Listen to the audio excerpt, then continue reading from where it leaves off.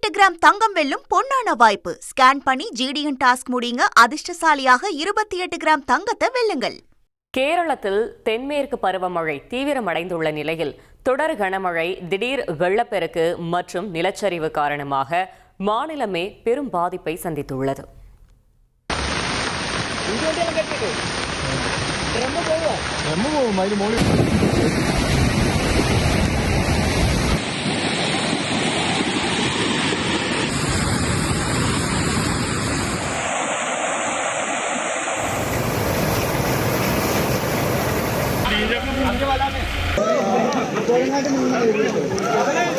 கேரளத்தின் மலைப்பகுதிகளான கோட்டயம், இடுக்கி மற்றும் மலப்புரம் ஆகிய மாவட்டங்கள் மழைக்கு பலத்த சேதத்தை சந்தித்துள்ளன.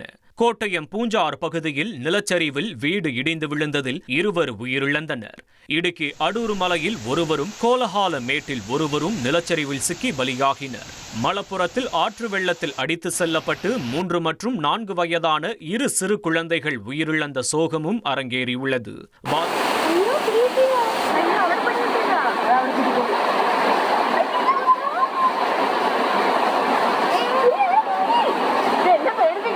பாதிக்கப்பட்ட மக்களை பாதுகாக்க மாநிலம் முழுவதும் 65 நிவாரண முகாம்கள் திறக்கப்பட்டு அதில் 1465 பேர் பாதுகாப்பாக தங்க வைக்கப்பட்டுள்ளனர்.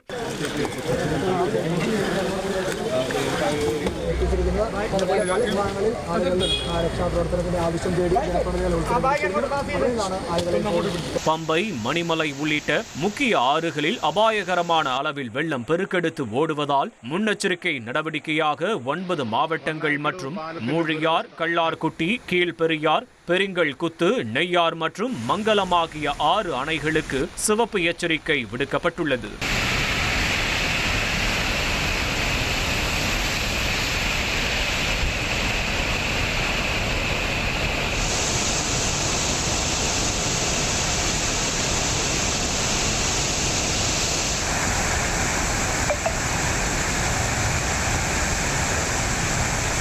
இடர்களுக்கு நடுவே மீட்பு பணிகளும் தீவிரமாக நடைபெற்று வருகின்றன. கோழிக்கோடு கட்டிப்பாறை பகுதியில் வெள்ளத்தில் மாட்டிக்கொண்ட தனியார் பேருந்தில் இருந்த 30 பயணிகளை அப்பகுதி மக்கள் சாதுரியமாக மீட்டு கரை சேர்த்தனர்.